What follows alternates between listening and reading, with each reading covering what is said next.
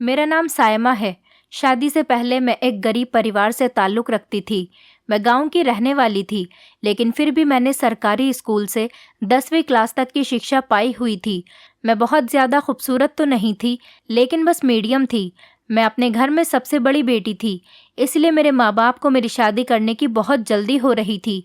वैसे भी गाँव में लड़कियों की जल्दी ही शादी कर दी जाती है। मेरे माँ बाप ने मेरे लिए अच्छा रिश्ता देखना तलाश किया, तो पड़ोस के ही गांव से मेरे लिए एक अच्छा सा रिश्ता आया। रिश्ता बहुत अच्छा था। लड़का रहने वाला तो गांव का ही था, लेकिन उसकी नौकरी कतर में लगी हुई थी और उसकी नौकरी बहुत ज़्यादा अच्छी थी। मेरे घर वालों को ये रिश्ता बहुत पसंद आया था। लड़का पढ़ा लिखा भी था, तभी उसकी दूसरे देश में नौकरी लगी हुई थी। मेरी भी यही चाहत थी कि मेरी शादी किसी पढ़े लिखे इंसान से हो। ये रिश्ता मिल जाने के बाद मेरी चाहत भी पूरी हो गई थी और मेरे घर वालों को रिश्ता बहुत पसंद आया था। मेरा होने वाला पति काफ़ी सालों से ही कतर में नौकरी कर रहा था। वो अपने घर में सबसे बड़ा बेटा था। उसके छोटे 3 बहन भाई थे, एक कुंवारा भाई और 2 छोटी बहनें थीं। मेरे होने वाले पति के पिता तो काफ़ी सालों पहले ही गुजर चुके थे, लेकिन माँ का साया अभी तक उन पर था। हमारा रिश्ता फ़ोटो देखकर ही तय हो गया था। मेरा फ़ोटो लड़के को दिखा दिया गया था और लड़के का फ़ोटो मुझे दिखा दिया गया था। क्योंकि लड़का कतर में नौकरी करता था, इसलिए वो बार बार यहाँ पर नहीं आ सकता था। लड़के वालों की शर्त यही थी कि हमारा बेटा शादी के टाइम पर ही हिंदुस्तान वापस आएगा, और मेरा ये रिश्ता मेरे पिता के जानने वाले दोस्त ने ही करवाया था। इसलिए मेरा होने वाला पति मेरे लिए बिल्कुल अनजान था। दोनों परिवारों की मर्जी से हमारा रिश्ता पक्का हो गया और कुछ दिन बाद ही हमारी शादी भी हो गई। मेरी शादी की पहली रात जब मेरे पति से मेरी मुलाकात हुई, तो मुझे उनका बिहेवियर बहुत पसंद आया था। मेरी ससुराल भी बस ठीक ठाक ही थी। ससुराल का घर तो थोड़ा छोटा था, लेकिन मेरे पति की कमाई अच्छी थी। इसलिए मेरी माँ ने मुझे समझाया था कि घर से कुछ नहीं होता, लड़के की कमाई अच्छी होनी चाहिए। मैंने भी इस बात को एक्सेप्ट कर लिया था। शादी के 4 दिन बाद ही मेरे पति ने अपना सामान पैक करना शुरू कर दिया था, क्योंकि उनको कतर वापस जाना था। और ये बात सुनकर मैं रोने लगी थी। अभी तो हमारी शादी को 3-4 दिन ही गुजरे थे और मेरे पति शुएब मुझे अकेला छोड़कर जा रहे थे। मैं उनके बिना यहाँ पर कैसे रहूँगी? हमने तो अभी तक एक दूसरे को ठीक तरह से जाना भी नहीं था। मैं अपनी ज़िंदगी अपने पति के साथ गुजारना चाहती थी। शादी से पहले मुझे ये बात तो पता थी कि मेरे पति काफ़ी सालों से ही कतर में नौकरी कर रहे हैं, लेकिन जब शादी के बाद वो 3-4 दिन बाद ही जाने लगे, तो मेरे पैरों तले से ज़मीन निकल गई। क्योंकि मुझे तो ये नहीं पता था कि वो अचानक इतनी जल्दी कतर जाने की तैयारी करने लगेंगे। मैंने सोचा था कि शायद वो 1-2 महीने यहाँ पर रुकेंगे, मुझे घुमाएंगे फिराएंगे, उनकी मेरे साथ अच्छी खासी बातचीत होगी, लेकिन ऐसा कुछ भी नहीं था। वो तो 3-4 दिन में ही यहाँ से जाने की तैयारी में लगे हुए थे। मैंने अपनी आंखों में आंसू भरकर अपने पति से कहा भी था कि मैं यहाँ पर आपके बिना कैसे रहूँगी। मेरी बात सुनकर मेरे पति कहने लगे, मेरी मजबूरी है, वहाँ पर मेरी नौकरी लगी हुई है, मैं ज़्यादा टाइम तक यहाँ पर नहीं रह सकता, वरना मेरी नौकरी खतरे में पड़ जाएगी। वैसे तो मैं यहाँ पर 2 महीने की छुट्टियों पर आया था, लेकिन कंपनी ने अचानक ही मेरी छुट्टियाँ कैंसिल करके मुझे वापस बुला लिया है। शायद वहाँ पर काम ज़्यादा है, इसलिए बार बार मेरे पास वहाँ से फ़ोन आ रहे हैं। ये सुनकर मेरी आंखें नम हो गई थी और मुझे गुस्सा भी आ रहा था इस बात पर कि मुझे किसी परदेसी इंसान से शादी ही नहीं करनी चाहिए थी। एक परदेसी इंसान से शादी करना बहुत ही मुश्किल काम है। इस बात का एहसास मुझे आज हो रहा था। मेरे पति ने अपना सामान पैक किया और मुझसे कहने लगे कि मैं थोड़ी देर के लिए बाज़ार जा रहा हूँ, और जब वो घर वापस आए तो मैंने देखा कि वो लगभग 15-20 किलो फिटकरी लेकर आए थे और मुझसे कहने लगे कि ये सारी फिटकरी मेरे सामान में रख दो। इतनी सारी फिटकरी देखकर मैं हैरान हो गई थी और मैंने कहा, आप वहाँ जाकर इसका क्या करेंगे? ये तो बहुत सारी फिटकरी है, इसका भला आपको क्या काम है? और इससे तो आपके सामान का वज़न भी बढ़ जाएगा और फिर अलग से फिटकरी के पैसे भी भरने पड़ेंगे। क्या वहाँ भी हमारे इलाके की तरह गंदा पानी आता है जिसे साफ करने के लिए आप फिटकरी लेकर जा रहे हैं? मैंने अपने हिसाब से ही अपने पति को ये सारी बात बता दी थी, क्योंकि मेरी माँ हमेशा ही बर्तनों को साफ करने के लिए थोड़े से बर्तन में फिटकरी डालकर बर्तन को घुमाकर निकाल लिया करती थी। हमारे एरिया में गंदा पानी आया करता था। माँ कहती थी कि ऐसा करने से बर्तन बिल्कुल साफ हो जाते हैं और पानी के कीटाणु बर्तन पर नहीं लगते हैं। मेरी बात सुनकर शुएब हंसने लगे और कहने लगे, ये तुम्हारे इलाकों में बर्तन साफ करने के लिए इस्तेमाल की जाती होगी, लेकिन वहाँ पर तो शुद्ध पानी आता है, बिल्कुल साफ पानी मिलता है। कतर की औरतें इसका कुछ और ही इस्तेमाल करती हैं। ये बात मुझे ठीक से तो नहीं पता है, लेकिन मुझे ये मालूम है कि वहाँ पर इसकी वैल्यू बहुत ज़्यादा है। कतर की औरतें फिटकरी को डबल रेट में खरीदने के लिए भी तैयार रहती हैं। लगभग हर कतर की औरत के घर में ये फिटकरी मौजूद होती है। मैं जब भी यहाँ पर आता हूँ तो वापसी पर फिटकरी ज़रूर लेकर जाता हूँ। शुएब की बात सुनकर मैं हैरान हो गई थी। यहाँ पर तो हर दुकान पर ही फिटकरी मौजूद होती थी, लेकिन इस टाइम मैं सब कुछ भूलकर अपने पति की टेंशन ले रही थी। मेरे लिए सबसे बड़ी टेंशन मेरे पति की जुदाई थी। मैंने उनके सामान में फिटकरी तो रख दी थी। मैंने रोते हुए शुएब से कहा कि जितनी जल्दी हो सके मुझे भी तुम अपने पास बुला लेना। मैं शुएब को देखकर इतनी बुरी तरीके से रो रही थी कि मेरे आंसू रुकने का नाम ही नहीं ले रहे थे। अभी तो हम दोनों ने अपनी खूबसूरत ज़िंदगी की शुरुआत भी नहीं की थी और इतनी जल्दी जुदाई का टाइम भी आ गया था। शुएब के बिना ससुराल में रहने का सोचकर ही मुझे अंदर से घुटन महसूस हो रही थी। मुझे इस तरह रोता हुआ देखकर शुएब कहने लगे, तुम ज़्यादा परेशान मत हो, वहाँ जाते ही मैं तुम्हें बुलाने का इंतज़ाम कर लूँगा। मैं जानती थी ये सारे झूठे बहाने हैं, लेकिन सिवाय आंसू बहाने के मेरे पास और कोई चारा भी नहीं था। मेरी दोनों छोटी नंदें बहुत ही ज़्यादा चालाक थी। सास तो बीमार रहती थी, इसलिए अपने कमरे से ज़्यादा बाहर निकलकर भी नहीं आती थी, लेकिन मेरी दोनों नंदें हर टाइम मुझ पर निगाह रखती थीं। उन्हें मेरे आंसू ड्रामेबाजी लगते थे। उनका कहना था कि वो भी तो अपने भाइयों की इतने सालों से जुदाई बर्दाश्त कर रही है। खैर, शुएब मुझे छोड़कर चले गए थे, लेकिन जब भी उनका फ़ोन आता था, उनकी बहनें फ़ोन पर अपने भाई से मेरी बहुत ज़्यादा बुराइयां किया करती थीं। वो इन सब बातों से बहुत तंग आ गए थे। मेरे पति भी मेरे बिना तड़प रहे थे। वो रोज़ मुझसे फ़ोन पर बातें किया करते थे और कहते थे, सायमा, तुम्हारे बिना मेरा दिल नहीं लगता, मुझे तुम्हारी बहुत याद आती है। तुम्हारे साथ बिताए हुए वो 3-4 दिन मुझे अभी तक बहुत याद आते हैं, लेकिन अगले ही पल मैं उदास हो जाता हूँ। और फिर एक दिन मेरे पति ने मुझे कुछ ऐसा बताया कि जिसे मैं सुनकर बहुत ज़्यादा खुश हो गई थी। उन्होंने मुझे बताया कि वो मुझे अपने पास कतर बुला रहे हैं। वो सारी कार्यवाही कर चुके हैं। उन्होंने मेरे डॉक्यूमेंट भी भेज दिए थे। ये सुनकर जहाँ मैं खुश हो रही थी, वहीं पर मेरी नंदों के चेहरे का रंग बदल गया था। वो चाहती थी कि उनका भाई उन्हें भी कतर बुला ले, लेकिन मैंने अपनी नंदों को नज़रअंदाज करके जल्दी जल्दी अपनी जाने की तैयारी शुरू कर दी। मैंने शुएब से पूछा, क्या आपके लिए यहाँ से कोई भी सामान लेकर आऊँ? तो शुएब ने मुझसे कहा, तुम मेरे लिए 20 किलो फिटकरी लेकर आना। ये सुनकर मैं हैरान हो गई थी। अभी तो कुछ टाइम पहले ही शुएब 15-20 किलो फिटकरी लेकर गए थे। अब फिर से 20 किलो फिटकरी तो बहुत ज़्यादा होती है। मेरा अपना सामान भी अच्छा खासा था, ऊपर से 20 किलो फिटकरी रखने की वजह से मुझे बहुत ज़्यादा वज़न की वजह से पैसे चुकाने पड़े थे। और मैं सोचने लगी, पता नहीं इतनी सारी फिटकरी का ये कतर की औरतें क्या करती हैं। मेरे लिए इतना भारी सामान संभालना बहुत मुश्किल हो रहा था। कुछ घंटे के सफ़र के बाद मैं कतर अपने पति के पास पहुंच गई थी, मगर एयरपोर्ट पर शुएब को देखकर मेरी खुशी की हद नहीं रही थी। मेरे पति ने मुझे देखते ही पहला सवाल यही पूछा कि तुम फिटकरी लेकर आई हो या नहीं। उनकी ये बात सुनकर मेरा दिल टूट गया था। उन्हें मुझसे मिलने से ज़्यादा फिटकरी की चिंता हो रही थी, जबकि मैं उनसे मिलने के लिए बहुत ही ज़्यादा बेताब थी। मैंने खामोशी से फिटकरी से भरा हुआ थैला निकालकर उनको दे दिया, लेकिन ना जाने वो फिटकरी किसको देकर आ गए थे। वापसी पर उनके पास बहुत सारे पैसे थे। जब वो मुझे अपने फ्लैट पर लेकर गए थे, वो मुझे बहुत ज़्यादा प्यार करने लगे और मुझसे बहुत अच्छे से पेश आ रहे थे। अब मुझे उनसे सवाल करने का मौका ही नहीं मिला और फिर बाद में मैं भूल गई थी कि वो फिटकरी का आखिर करते क्या है। थोड़ी देर बाद जब बातों ही बातों में फिटकरी का कोई जिक्र आया, तो मैंने अपने पति शुएब से पूछा कि आखिर आप फिटकरी किसको देकर आए हो। मैं अपने पति की बातों में सब कुछ भूल गई थी। सच कहूँ तो मुझे विश्वास ही नहीं हो रहा था कि मेरे पति ने मुझे अपने पास बुला लिया है। 2 महीने मैंने अपने पति के साथ बहुत ही अच्छे गुजारे थे। 2 महीने किस तरह से अपने पति के साथ हंसी खुशी गुजर गए थे मुझे पता ही नहीं चला था। लेकिन 2 महीने पूरे होते ही मेरे पति मुझसे कहने लगे, अब तुम्हें यहाँ पर रखना मेरे लिए पॉसिबल नहीं है, बेहतर यही होगा कि तुम वापस ही हिंदुस्तान चली जाओ। शुएब की बात सुनकर मैं हैरान रह गई थी। और मेरे होश उड़ गए थे। मैंने कहा, ये आप कैसी बातें कर रहे हो? आपके बिना मेरी वहाँ पर कोई ज़िंदगी नहीं।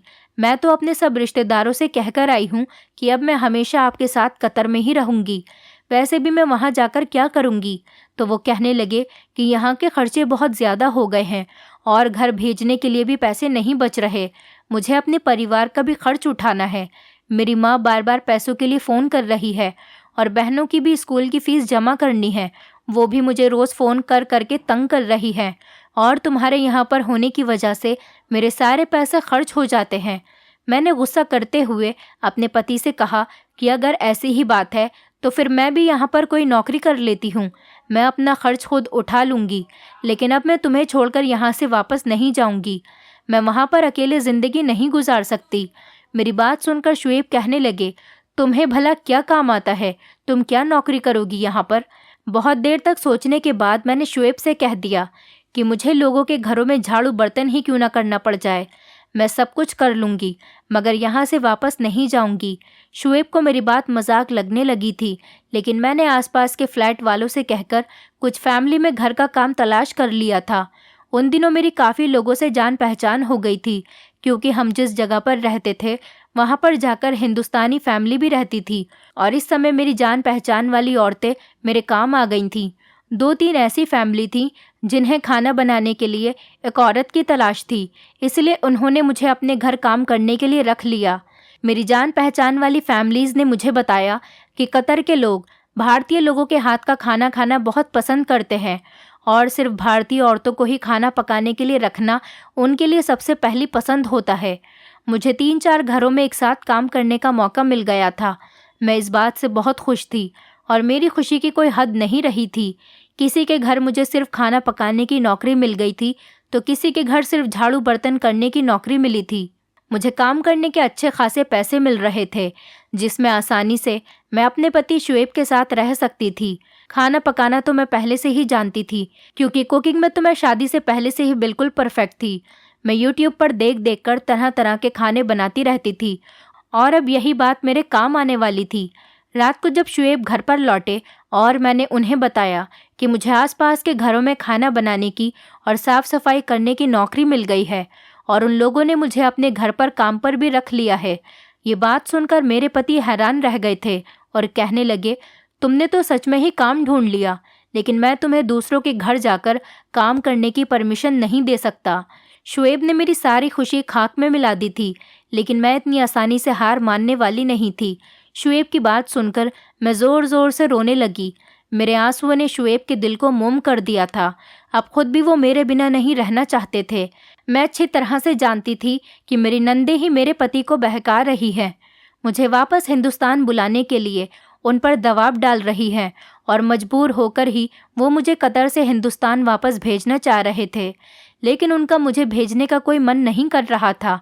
मैंने जानबूझकर इतना ज़्यादा रोना धोना मचाया कि शुएब ने मुझे काम करने की परमिशन दे दी।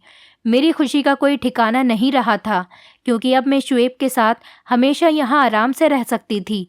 मैंने खुशी से शुएब को अपने गले से लगा लिया और मोहब्बत का इजहार किया। अगले दिन जब ऑफिस जाते टाइम शुएब ने कहा कि अगर तुम्हें काम समझ आए तो ही करना, वरना काम करने की कोई ज़रूरत नहीं। मैंने उनसे कहा कि आप फिक्र मत करो, मैं सब कुछ संभाल लूँगी। और उनके घर से जाते ही जल्दी से मैं अपने काम से फ्री हुई और फिर मेरी पड़ोसन मुझे कतर की औरतों के घर पर ले गई, जिनके घर बहुत ही बढ़िया थे, अंदर से बिल्कुल महल के जैसे लगते थे। मैं देखकर तो बहुत ही ज़्यादा हैरान रह गई थी। यहाँ के लोगों के घर सच में बहुत ज़्यादा हसीन थे और वहाँ की औरतें भी बहुत मिलनसार बिहेवियर की थी। कुछ कुछ औरतों को तो हिंदी भी समझ आती थी, लेकिन बोलना नहीं जानती थीं। उन्होंने इशारे से मुझे समझा दिया कि मैं उन्हें किस तरह का खाना बनाकर दूं। लेकिन पहले ही दिन मैंने एक बड़ी अजीब सी बात देखी। जब एक मालकिन के यहाँ किचन में खाना बनाने के लिए गई तो वहाँ पर एक बड़े से बॉक्स में बहुत सारी फिटकरी पड़ी हुई थी। फिटकरी को देखते ही मुझे याद आया कि मेरे पति और मैं भी तो इंडिया से इतनी सारी फिटकरी लेकर आई थी। पता नहीं शुएब ने उस फिटकरी का क्या किया था। क्या पता यहाँ की औरतें इस फिटकरी का क्या करती हैं, लेकिन ये सवाल मैं किससे पूछती, क्योंकि इस घर में मौजूद जितने भी नौकर थे वो सब हिंदी नहीं जानते थे और ना ही इंग्लिश जानते थे और शुएब तो पहले ही बता चुके थे कि उन्हें इस बारे में कुछ भी नहीं पता। शुएब ने भी यही बताया था कि यहाँ की औरतें फिटकरी का क्या करती हैं, इस बारे में उन्हें नहीं मालूम। मैं इन्हीं सोचों में गुम थी और 2-3 घंटे में मैंने वहाँ का खाना भी बना दिया था। फिर उसके बाद मैं दूसरे घर पर खाना बनाने के लिए चली गई थी और वहाँ पर जाकर भी मैंने बिल्कुल यही चीज़ देखी कि वहाँ के किचन में तो पहले वाले से भी ज़्यादा फिटकरी भरी हुई थी। अब तो मेरे अंदर एक अजीब सा इंटरेस्ट जाग उठा था कि आखिर ये सब माजरा क्या है। इंडिया में तो मैंने ऐसा कुछ भी नहीं देखा था। मुझे खाना पकाते हुए थोड़ी ही देर गुजरी थी कि एक औरत किचन में आई और उसने फिटकरी का टुकड़ा निकाला और एक बर्तन में पानी लिया। फिटकरी का टुकड़ा उस बर्तन में डाल दिया और उसको ढककर कोने में रख दिया। पता नहीं उसने पानी में फिटकरी डुबोकर क्यों रखी हुई थी।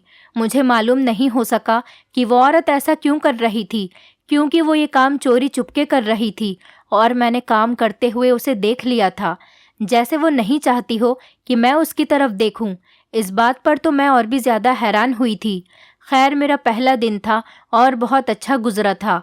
मैं सारे ही घरों में खाना बनाकर और साफ सफाई करके 6-7 घंटे में फ्री हो गई थी और शुएब के घर लौटने से पहले ही मैं घर चली गई थी।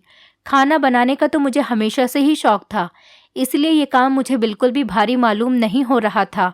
शाम को जब शुएब घर आए तो उन्होंने मुझसे ढेरों सवाल पूछे, तो मैंने उन्हें दिलासा दिया कि काम बहुत अच्छा है और मुझे यहाँ पर किसी तरह की भी कोई तकलीफ़ नहीं।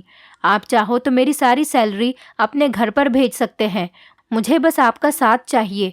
मैं आपके साथ कैसे भी यहाँ पर गुजारा कर लूँगी। मेरी बात पर मेरे पति मुस्कुराने लगे थे। आखिर ये सब मैं उनके साथ रहने के लिए ही तो कर रही हूँ। शुएब रात के खाने के बाद मुझे घुमाने के लिए बाहर लेकर गए।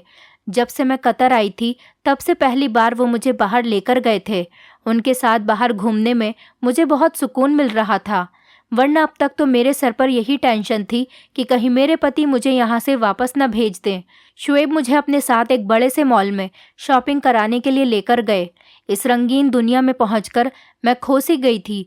मॉल में बड़ी बड़ी सोने की दुकान थी और यहाँ पर तो हर औरत ही ढेर सारा सोना पहने हुए थी। मैंने कभी किसी औरत को खुलेआम इतना सोना पहने हुए नहीं देखा था। मैंने अब तक यही समझा था कि शायद कतर में तो बड़े बड़े घरों के अलावा कुछ भी नहीं है, लेकिन यहाँ पर तो लोगों ने कुछ ज़्यादा ही तरक्की कर ली थी और आज पहली बार मैंने यहाँ का माहौल देखा था। हमने खूब सारी शॉपिंग की और मेरे पति ने मुझे वहाँ की आइसक्रीम भी खिलाई थी। घर आते टाइम रास्ते में हमें शुएब के एक दोस्त मिल गए थे। शायद वो ऑफिस के ही दोस्त थे। उनके साथ उनकी पत्नी भी मौजूद थी। शुएब ने मुझे अपने दोस्त और उनकी पत्नी से मिलवाया। वो लोग बहुत ही ज़्यादा अच्छे लग रहे थे और जब उन्हें पता चला कि मैं शादी के बाद पहली बार हिंदुस्तान से यहाँ पर आई हूँ तो उन्होंने मुझे और शुएब को अपने घर पर अगले ही दिन डिनर के लिए बुला लिया। वो लोग भी कतर में ही रहते थे, लेकिन उनकी हिंदी काफ़ी अच्छी थी। शुएब ने उनसे काफ़ी मना भी किया कि हम लोग डिनर पर नहीं आ सकते, लेकिन वो नहीं माने और जब वो ज़्यादा ही ज़िद करने लगे तो मेरे पति ने उनके डिनर का ऑफ़र एक्सेप्ट कर लिया। मैं शुएब के दोस्त के घर जाने के लिए ज़्यादा ही एक्साइटेड थी, क्योंकि मैंने अभी तक वहाँ के लोगों के हाथ का बना हुआ खाना नहीं खाया था, क्योंकि मैं तो हिंदुस्तानी थी और अपने हाथ से ही खाना बनाकर खा रही थी और यहाँ आकर किसी के घर दावत पर भी पहली बार ही जा रही थी। अगले दिन मैंने सभी लोगों के घरों में काम किया और खाना बनाया और वापस आते ही जल्दी जल्दी रेडी हो गई। शुएब कहकर गए थे कि वो जल्दी ही काम से लौट आएंगे और फिर हम लोग उनके दोस्त के घर जाएंगे। शुएब के आते ही हम दोनों उनके दोस्त के घर के लिए निकल गए थे। उनके दोस्त और उनकी पत्नी ने बहुत ही अच्छी तरह से हमारा वेलकम किया था। मैं शुएब के दोस्त का घर देखती ही रह गई थी। घर बाहर से जितना खूबसूरत था, अंदर से भी उससे कई गुना खूबसूरत था। उनके 2 प्यारे से बेटे थे और एक छोटी सी 3 महीने की बेटी भी थी। छोटी बेटी को देखते ही मुझे उस पर बहुत ज़्यादा प्यार आ गया था। शुएब के दोस्त की पत्नी का नाम आयशा था। वो किचन में खाने की तैयारी कर रही थी। मैं भी उन्हीं के पास जाकर खड़ी हो गई। मुझे देखकर वो मुस्कुराकर कहने लगी कि भाभी आप बैठ जाओ, मैं बस खाना तैयार करके आपके पास आती हूँ। मैंने उनकी बात को इग्नोर करते हुए कहा कि मैं आपकी मदद करवा देती हूँ और फिर मैंने उनकी मदद करवाना शुरू कर दी और तभी मेरी नज़र आयशा भाभी के किचन में रखी हुई फिटकरी पर पड़ी। उन्होंने भी फिटकरी को एक डिब्बे में रखा हुआ था। डब्बा ट्रांसपेरेंट था, इसी वजह से मुझे उसके अंदर की फिटकरी ठीक से दिखाई दे रही थी। एक बार फिर से मेरे दिल में यही सवाल उठा कि आखिर ये कतर की औरतें फिटकरी का क्या करती हैं? मैंने सोचा कि मैं इस फिटकरी का राज आयशा से पूछ लेती हूँ, मगर आयशा से पूछने में मुझे थोड़ी झिझक महसूस हो रही थी, क्योंकि जिस घर में मैं काम किया करती थी वहाँ की मालकिन ने छुपाने के अंदाज में फिटकरी को पानी में डालकर रखा था। पता नहीं इसके पीछे कौन सी बात हो सकती है। आयशा का ध्यान तो खाना बनाने में लगा हुआ था। अब मुझसे रहा नहीं गया तो मैंने उनसे पूछ ही लिया कि ये फिटकरी यहाँ पर क्यों रखी हुई है। आखिर आप लोग इतनी सारी फिटकरी का क्या करते हो? हमारे यहाँ तो फिटकरी इतनी ज़्यादा तादाद में किचन में नहीं रखी जाती। मेरी ये बात सुनते ही आयशा के चेहरे का रंग बदल गया और उसने जल्दी से फिटकरी के डिब्बे को उठाकर कबर्ड में रख दिया। उसका अंदाज भी बड़ा अजीब सा था। मेरी बात का जवाब दिए बिना ही वो खाना बनाने में लग गई, तो मैं भी खामोश हो गई, क्योंकि दोबारा पूछने की मुझ में हिम्मत नहीं रही थी और मुझे अच्छा भी नहीं लग रहा था। आयशा ने बहुत ही टेस्टी खाना बनाया था। दावत बहुत ही अच्छी रही थी। हम उन लोगों से परमिशन लेकर अपने घर लौट आए थे। हमें उनके घर जाना बहुत अच्छा लगा था, पर सारे रास्ते मेरे दिमाग में फिटकरी चलती रही थी। शुएब ने मेरा गुमसुम सा अंदाज देखा तो मुझसे पूछने लगे कि तुम्हें क्या हुआ है। मैंने शुएब को सारी बात बता दी कि किस तरह मैंने यहाँ पर काफ़ी घरों में फिटकरी के बड़े बड़े डिब्बे देखे थे और आज आयशा के किचन में भी बहुत सारी फिटकरी देखी थी, जो कि एक बड़े से डिब्बे में मौजूद थी। आखिर कतर की औरतें क्या करती हैं इतनी सारी फिटकरी का? मेरी बात सुनकर मेरे पति हंस पड़े और कहने लगे, तुम औरतें तो छोटी छोटी बातों पर सोच विचार करने लग जाती हो। आखिर यहाँ पर औरतें फिटकरी का कुछ भी करती हों, हमें उससे क्या मतलब है? लेकिन मुझे तो सच्चाई के बारे में जानना था, क्योंकि फिटकरी तो हमारे हिंदुस्तान में भी पाई जाती थी। वहाँ तो ऐसा कोई एक्सपेरिमेंट फिटकरी पर नहीं किया जाता था जितना यहाँ पर किया जाता है। शुएब ने कहा कि चलो मैं ही तुम्हें पता करके इस बारे में बताता हूँ कि आखिर यहाँ की औरतें फिटकरी के साथ क्या करती हैं और इसके पीछे क्या राज है। धीरे धीरे दिन गुजर रहे थे। मेरा काम बहुत ही अच्छी तरह से जम गया था। मुझे वहाँ के लोगों में घरों में खाना पकाने की अब आदत सी हो गई थी। मेरे माता पिता की मुझसे हर दूसरे तीसरे दिन फ़ोन पर बात होती रहती थी। जब से मैं शुएब के पास आई थी मेरी माँ को बहुत सुकून हो गया था। मैंने अपनी माँ से कई बार फिटकरी के बारे में बहुत सारे सवाल पूछे थे, कहीं मेरी माँ को फिटकरी के बारे में कुछ पता हो। लेकिन मेरी माँ को भी ज़्यादा जानकारी नहीं थी कि फिटकरी को पानी में भिगोकर क्या किया जा सकता है। ये बात मेरे लिए बहुत ही ज़्यादा हैरान कर देने वाली थी। मैं कतर में आकर पूरी तरह से सेट हो गई थी। अब मुझे हिंदुस्तान वापस जाने की कोई चिंता नहीं रही थी। मेरा काम बहुत ही अच्छा चल रहा था। मेरे पति और मैं यहाँ पर खूब कमाई कर रहे थे। जिन लोगों के घरों में मैं काम किया करती थी वो लोग भी मेरा बहुत ख्याल रखते थे। मेरे खाने की बहुत तारीफ होती थी और जिनके घरों में मैं सफाई किया करती थी वहाँ पर मेरी सफाई की भी खूब तारीफ की जाती थी, क्योंकि मैं बहुत ही सलीके से काम करती थी। खाना भी मुझे बहुत ज़्यादा नहीं बनाना होता था। 2-3 टाइप की डिशेस थोड़ी थोड़ी क्वांटिटी में बनानी होती थी। कुछ दिन गुजरे कि एक दिन शुएब ऑफिस से घर आए तो मुझसे कहने लगे, मेरे लिए अपने हाथ की बहुत अच्छी सी चाय बना दो। आज शुएब का मूड बहुत अच्छा लग रहा था। वो फ्रेश लग रहे थे। मैंने अपने पति से कहा कि आज आपको ऐसी कौन सी खुशी मिल गई है जिसकी वजह से आप बड़े फ्रेश लग रहे हो। शुएब ने कहा कि मैं तुम्हारी परेशानी का हल लेकर आया हूँ। आज तुम जल्दी से मेरे लिए चाय बनाकर फुर्सत से मेरे पास आकर बैठ जाओ। आज मैं तुम्हारी परेशानी ख़त्म करने वाला हूँ और तुम्हें फिटकरी का राज बताता हूँ। मुझे फिटकरी के राज के बारे में पता चल गया है। मैं फिटकरी का राज जानने के लिए बहुत ज़्यादा एक्साइटेड थी, इसीलिए मैंने जल्दी से अपने पति के लिए चाय बनाई और सारे काम से फ्री होकर उनके पास आराम से जाकर बैठ गई। शुएब ने मुझे बताया कि कतर की औरतें ये नहीं चाहती हैं कि ये राज कभी किसी को पता चले, क्योंकि फिटकरी का ये इस्तेमाल उनके पुराने ज़माने से चला आ रहा है और वो इसे अपने तक ही रखना चाहती है। इसीलिए आयशा भाभी ने भी तुम्हें इस बारे में कुछ नहीं बताया था। शुएब की बात सुनकर मुझे बहुत ही ज़्यादा एक्साइटमेंट होने लगी थी कि आखिर इस फिटकरी से ऐसा भी क्या किया जा सकता है जो इस कदर छुपाने वाली बात है। शुएब कहने लगे कि हर जगह की अपनी अपनी अलग रस्म व रिवाज होते हैं और इसी तरह हर जगह के अपने अपने अलग अलग टोटके और इलाज होते हैं। तुम भी जब से यहाँ आई हो तुमने बहुत सारी चीज़ें ऐसी देखी है जो इंडिया में नहीं होती, और जो चीज़ इंडिया में होती है वो यहाँ पर नहीं होती। इसी तरह फिटकरी का जो इस्तेमाल इंडिया में किया जाता है वो बिल्कुल ही अलग है, जबकि कतर की औरतें इससे बिल्कुल अलग तरह का फ़ायदा हासिल करती है, जो बहुत हैरान कर देने वाली है।